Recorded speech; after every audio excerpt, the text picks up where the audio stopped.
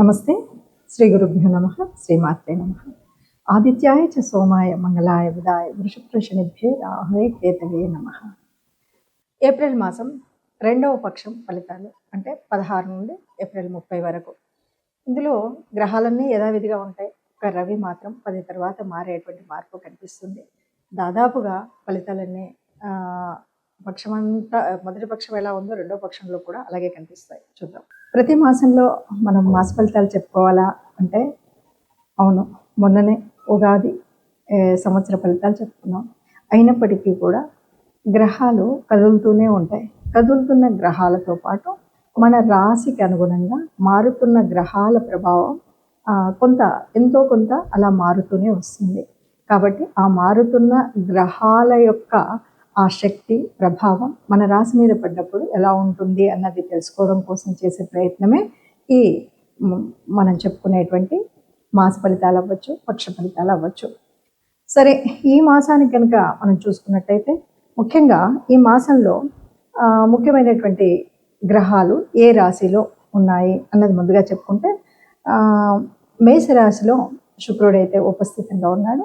ఆ తర్వాత మిథునంలో గురువు, ఇక సింహంలో కేతు, ఇక కాకుండా మనం చూస్తే కుంభంలో రాహు, ఇక మీనంలో దాదాపు మిగిలినటువంటి గ్రహాలన్నీ మీనంలోనే కనబడతాయి.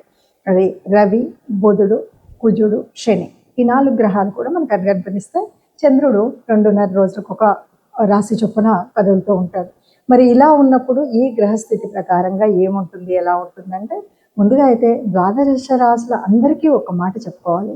ఒకటి, ఇప్పుడు అన్ని గ్రహాలు కూడా ఎందులో ఉన్నాయి అంటే రాహుకి కేతుకి మధ్యన ఉన్నాయి. అంటే దాదాపు అందరికీ కూడా ఎంతో కొంత కాలసర్ప దోషం కానీ, కాలసర్పము అంటే మనం సుబ్రహ్మణ్య స్వామిని ఆరాధించవలసిన సమయం కానీ చెప్పుకోవాలి. ఈ కాలంలో పుట్టిన ఎవరైనా సరే కాలసర్ప దోషంలో ఉన్నట్టే మనం చెప్తూ ఉంటాం.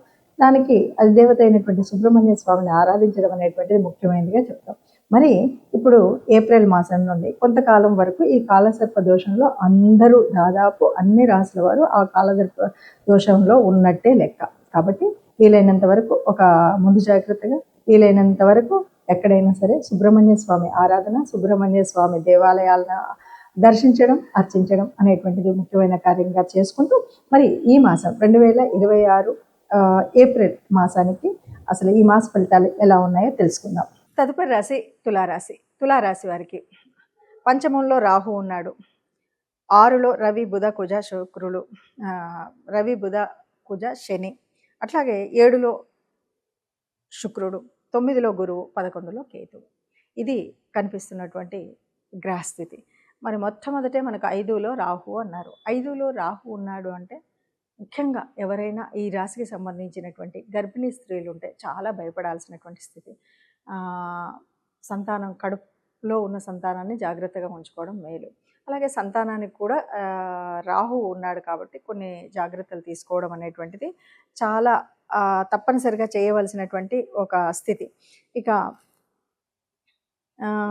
మొత్తము గ్రహస్థితిని కనుక చూస్తే మూడు వంతుల గ్రహ సంచారం అనుకూలంగా ఉంది, మిగతాది అనుకూలంగా లేదు.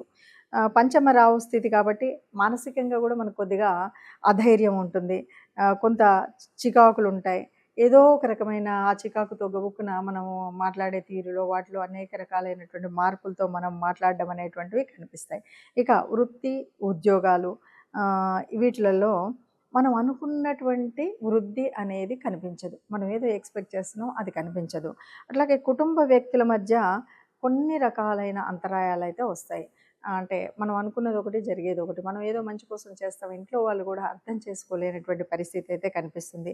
అదనపు వ్యాపార వ్యవహారాలకు దూరంగా ఉండాలి. అన్నీ నేను చేయగలుగుతానని కొత్త ఏదైనా మీద వేసుకుంటే లేనిపోని నష్టాలు వస్తాయి తప్ప దానివల్ల ఉపయోగాలు అయితే మనకు కనిపించవు. అట్లాగే నిరుద్యోగులకు మాత్రం అనుకూల సమయం ఉంది కాబట్టి నిరుద్యోగులు ఎవరైనా ఉంటే ఇంటర్వ్యూలకు హాజరవ్వడం, చక్కగా ప్రిపేర్ అవ్వడం అనేది కనుక చేసుకున్నట్టయితే మంచి స్థితి వస్తుంది. అట్లాగే ఆదాయము ఎంతగా ఉంటుంది అంటే మన అవసరాలకు సరిపోయినట్టుగా ఉంటుంది. అంటే పెద్దగా మనం అప్పులు చేసి కష్టపడేంత ఉండదు, వచ్చినటువంటి ఆదాయం సరిపోతుంది. కానీ మనకు కాస్త చికాకులు చింతలు లేకుండా ఉండాలి అంటే కాస్త జాగ్రత్తగా ఉండాలి అనే విషయం మనకు తెలుస్తుంది. ప్రతి సంవత్సరం చెప్పుకున్నట్టుగా, ప్రతి మాసం చెప్పుకున్నట్టుగా మాస ఫలితాలు చెప్పుకుంటూ ఉన్నప్పుడు కొన్నిసార్లు చెప్పిందే చెప్పినట్టుగా, మొన్న విన్నదే ఇప్పుడు విన్నట్టుగా అనిపిస్తూ ఉంటుంది. దానికి కారణం ఏంటంటే అన్ని గ్రహాలు తిరగవు కదా! కొన్ని గ్రహాలు మాత్రమే కదలిక ఉంటాయి.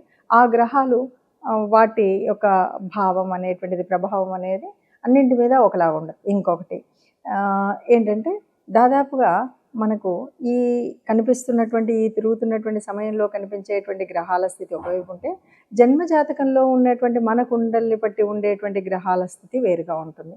అలాంటప్పుడు అంతేకాదు దశ, అంతర్దశ నడుస్తున్నటువంటి సమయం, అదే కాదు మనకు మన రాశిలో ఉన్నటువంటి ఏ ఏ యోగించే గ్రహాలు ఉన్నాయి, ఏవి లేవు, వీటన్నింటిని బట్టి ఆధారంగా ఉంటుంది. కాబట్టి మనకు ఒక్కొక్కసారి కొన్ని ఫలితాలు నిజం 100% అలాగే ఉంది అనిపించవచ్చు, కొన్నిసార్లు అంతగా కలవట్లేదు అని అనిపించవచ్చు. వీటన్నింటికి మనకు ప్రత్యేకంగా కావాలి అన్నప్పుడు మాత్రం ప్రత్యేకంగా జన్మకుండలి ద్వారా మనం తెలుసుకోవడం అనేటువంటిది ఉత్తమమైనటువంటి పద్ధతి.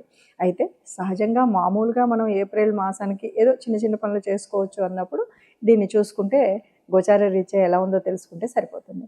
ఇక మరి ఇలా తెలుసుకున్నా, ఏం చేసినా, ఏదైనా సరే దేవత అనుగ్రహం ఉండాలి. అలాగే గ్రహాల యొక్క అనుకూలత లేనప్పుడు ఆ గ్రహాలు మనకు అనుకూలించే విధంగా గ్రహాల యొక్క ప్రార్థన కూడా ఉండాలి. మరి అలాగా మనకిప్పుడు ఏ దేవత ఆరాధన ముఖ్యంగా ఉంటుంది అంటే, చైత్రమాసము, వైశాఖ మాసం వరకు కూడా మనం ముఖ్యంగా రాముణ్ణి, హనుమంతుడిని, అంటే విష్ణు సంబంధిత దేవతల్ని కొలవడం అనేటువంటిది ఒక పద్ధతి.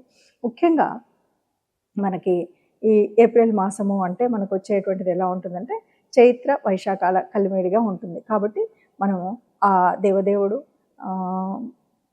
అవతారమూర్తి రాముడు ధర్మస్వరూపుడు కాబట్టి రామావతారాన్ని, ఇంకొక విషయం ఏంటంటే మనం చైత్రమాసం అంతా కూడా రామోత్సవాలు చేసుకుంటాం. వైశాఖం వచ్చేసరికి సీతానవమి చేసుకుంటాం. అంటే ఈ రెంటి మధ్యలో ఉన్నటువంటి ఆ ప్రకృతి పరమాత్మ తత్వాన్ని మనం పూజ చేస్తాం. కాబట్టి ఆదిపురుషుల్లాగా మనకు మార్గదర్శనం చేసినటువంటి ఆ శ్రీరామచంద్రుడు యొక్క ఆరాధన, లేకపోతే ఆ శ్రీరామచంద్రుడి గుణగణాలని తెలుసుకుంటూ మనం ఆచరించేటువంటి ప్రయత్నం చేసినట్టయితే సకల విజయాలు కలుగుతాయనే చెప్పొచ్చు. సరే, ఏదేమన్నా మనకి కొంతగా మనం చెప్పుకున్నటువంటి రాహు కేతుల మధ్యలో ఉంది కాబట్టి దీనివల్ల పొందేటువంటి దుష్ఫలితాలు ఉండకూడదు. కాబట్టి అలాగే సుబ్రహ్మణ్య స్వామి ఆరాధన కూడా చేయడం మంచిది. ఇవన్నీ కాదండి, సుబ్రహ్మణ్య స్వామి, ఇటు రాముడు, ఇవన్నీ మళ్ళీ ఇష్టదేవత, ఇన్ని రకాలు అంటారు కాబట్టి అని అంటే కనుక హాయిగా వారం వారం నవగ్రహ మండపానికి వెళితే ఏ రకమైనటువంటి కష్టం లేకుండా హాయిగా ఉంటాం. అన్నింటికీ మించి సర్వదేవతా నిలయమైనటువంటి గోమాత ఉంటుంది కాబట్టి గోగ్రాసం ఇవ్వడం లాంటివి, లేకపోతే బీద బిక్కి ఉన్నప్పుడు దానం చేయడం అనేటువంటి వాటిలలో ఏది మనకు వీలనిపిస్తే, ఏది సులువు అనిపిస్తే దాన్ని పద్ధతిని పాటించినట్టయితే ఎంత గ్రహాల యొక్క కలయిక కానీ, గ్రహాల యొక్క తీరు ఎలా ఉన్నా మనకి ఏ ఇబ్బంది కలగకుండా హాయిగా శుభంగా మనం బయటికి రాగలిగేటువంటి పరిస్థితి ఉంటుంది. అలా ఉండాలి. అందరూ అంతే ఆనందంగా ఉండాలి, అందులో మనం కూడా ఉండాలి ఆశించేటువంటి ఒక గొప్పనైనటువంటి సనాతన ధర్మంలో ఉన్నటువంటి వాళ్ళం.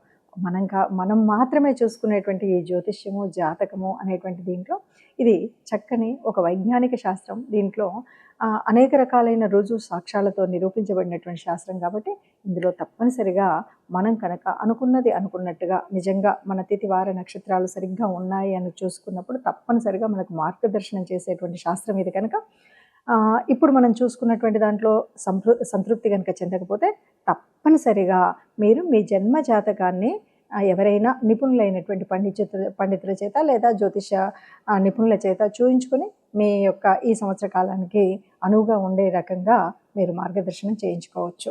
శుభం.